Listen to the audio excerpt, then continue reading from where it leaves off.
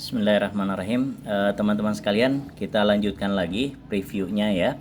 Jadi sudah menjadi tabiat atau karakter kita itu kalau beraktivitas atau bekerja atau bahkan olahraga itu kemudian kitanya capek gitu. Nah, capek, pegel, bahkan ada yang bilang ke saya tuh bukan lagi capek Pak, udah remek katanya. Apa lebur redam atau apa tuh bahasanya seperti itu ya. Nah kemudian maunya itu dipijitin atau diinjek-injek gitu ya. Nah itu adalah naluri Pak.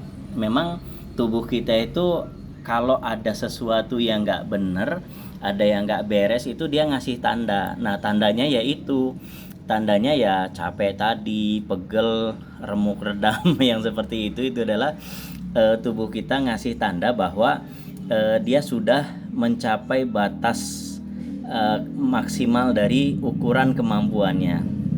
Nah ini kan sudah sering saya bahas bahwa manusia itu atau alam semesta itu diciptakan dengan ukuran ya, kayak Allah Subhanahu wa taala sendiri kan mengatakan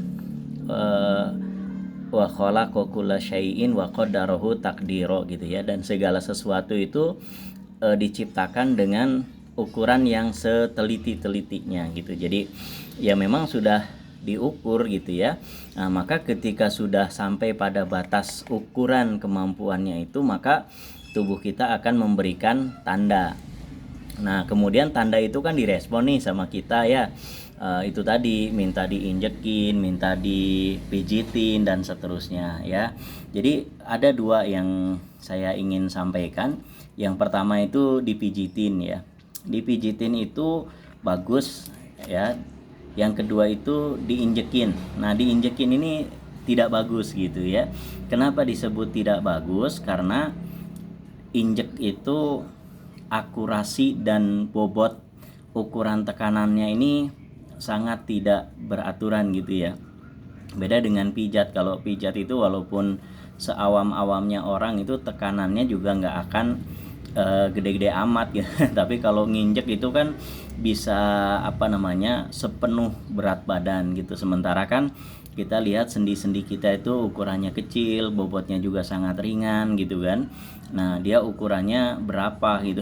Kadang kita ngangkat beban seberat 10 kilo atau ngangkat anak kita yang di bawah berat badan kita aja rasanya berat gitu ya, apalagi kalau diinjek sama orang yang bobot badannya kurang lebih sama dengan kita. Nah itu tidak bagus karena boleh jadi kalau ternyata di dalam tubuh orang yang diinjekin itu sudah ada subluksasinya atau pergeseran sendinya, maka diinjek itu malah menambah stadiumnya gitu ya. Jadi stadiumnya malah naik kalau diinjekin itu. Maka ini tidak bagus gitu. Nah, kemudian beralih lagi ke pijat. Nah, pijat itu juga sebetulnya bagus. Ya, ini kalau kita lihat gambarnya tinggal kita sesuaikan dengan yang pertama itu alur, yang kedua jalur, yang ketiga itu rom. Rom itu apa? Rom itu range of motion ya, biasa diartikan range of motion. Apa itu range of motion? Range of motion itu batas maksimal jangkauan. Nah, jadi yang sudah saya sampaikan kemarin itu kan tubuh kita itu dibagi menjadi 6 ya, masih ingat nggak? Menjadi 6 itu kanan, kiri, atas, bawah, depan, dan belakang. Nah, jadi yang di depan itu bisa menjangkau ke belakang. Ya, yang kanan menjangkau yang kiri, yang kiri menjangkau yang kanan, yang atas menjangkau yang bawah, dan sebaliknya. Itu namanya range of motion. Nah, ketika kita nggak bisa ya, seperti yang kemarin itu ada yang curhat sama saya, Pak, saya kalau nyabunin nggak nyampe nih, yang kanan ke pundak kiri nggak nyampe. Nah, itu namanya ROM-nya atau range of motion-nya itu sudah berkurang. Ya, ada juga yang kalau maaf nih buang air besar itu nggak bisa jongkok, jadi mau jongkok itu nggak nyampe gitu, baru sekian derajat itu sudah mentok, rasanya sakit. Nah itu menunjukkan bahwa ROM-nya itu sudah turun ya, jadi harus dikembalikan. Ya namanya orang ya secara fitrah romnya itu harus sampai bisa jongkok ya, dari atas bisa menjangkau yang paling bawah jongkok ya. Kalau BAB itu bagus ya, tapi pada kenyataannya ada orang yang nggak bisa. Nah sebetulnya kita juga berpotensi tuh ke situ. Nah gimana caranya? Coba lakukan stretching, yang kanan ditarik ke kiri. Ada rasa sakit tidak? Kalau ada rasa sakit berarti di situ ada rom yang mulai turun ya, jangkauannya yang mulai tidak fitrah. Nah kemudian diputar nih tangannya, coba diputar dari atas menghadap ke bawah. Itu kalau yang romnya normal itu tidak ada rasa sakit karena itu fitrah ya, jangkauannya memang harus segitu gitu ya. Tapi kalau yang rasa sakit itu berarti ada masalah dengan range of motionnya gitu. Nah kemudian alur itu apa? Alur itu karakter bentangan ya. Kalau kita lihat di sini itu beda-beda ya. Ada yang dari samping dalam ke arah luar, yang dari luar ke dalam, yang dari bawah ke atas gitu ya, yang dari atas ke bawah, ada yang melingkar dan seterusnya. Itu namanya alur. Nah jadi kita harus tahu alurnya. Kemudian yang ketiga itu jalur. Jalur itu adalah dua tulang yang dihubungkan ya, dua tulang yang dihubungkan. Misalkan kalau di paha nih kita lihat itu menghubungkan antara femur dengan pelvis atau dengan patella, yang kemudian nyambung lagi dengan tibia. Tibia itu betis ya. Nah, tibia itu tulang kering ya, atau yang ada di betis sana terus sampai ke sendi luncur. Nah sendi luncur itu di telapak kaki atau di pergelangan kaki dan seterusnya. Nah itu namanya jalur. Nah untuk memijat itu harus paham dulu alur, jalur, dan romnya. Nah kalau di kita itu ada konsep namanya keterukuran. Nah jadi memijat itu harus diukur ya, nggak boleh kalau lagi sakit mau didorong segini kok sakit gitu, nggak boleh dipaksa.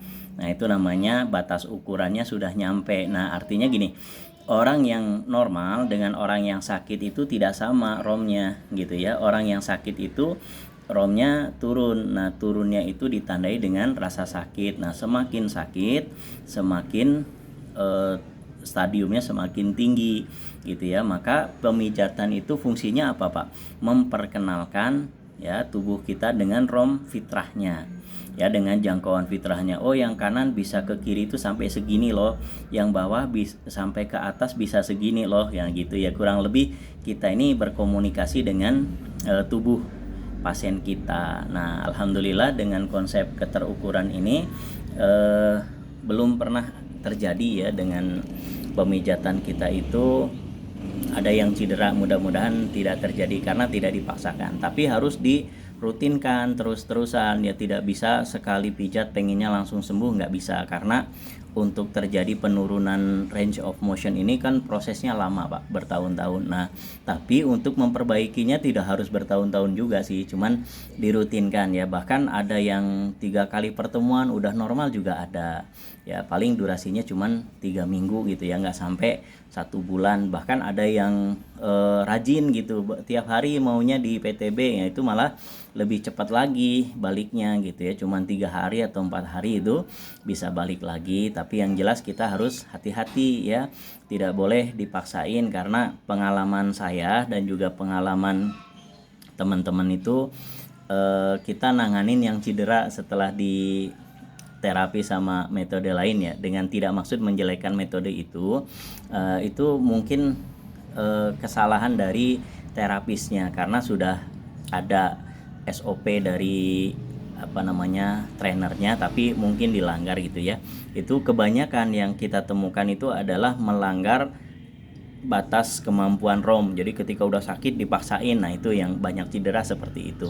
Nah kalau kita nggak dilatih sedikit-sedikit ya, kalau misalkan kakinya ditekuk ke atas, nah seharusnya kaki ditekuk ke atas itu bisa melampaui kepala, yaitu normalnya romnya segitu gitu ya. Tapi ada yang baru 40 derajat 45 derajat itu sudah kesakitan. Nah jangan dipaksa, cuman dilatih pelan-pelan. Nah pertemuan berikutnya itu alhamdulillah sudah mengalami kemajuan dan seterusnya ya, seperti itu. Jadi kembali lagi, jadi kalau kita capek, pegel, dan remuk redam ini mungkin yang stadium paling tingginya ya, itu adalah bahasa tubuh yang diberikan kepada kita supaya kita diperhatikan gitu, minta diperhatikan. Nah kemudian naluri, kita muncul naluri, kalau nggak mijitin diri sendiri ya minta dipijitin sama orang gitu ya. Makanya buku ini hadir untuk memberikan pencerahan dan edukasi bagi teman-teman yang pengen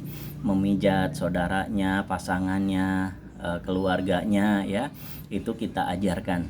Nah oke, untuk sementara segitu dulu ya teman-teman, nanti insya Allah kita lanjutkan lagi ya. Jangan lupa bagi yang sudah pesan tapi belum transfer bisa dipercepat ya, karena tenggat waktu pembayaran dari percetakannya sudah semakin dekat. Oke, terima kasih, sampai ketemu lagi.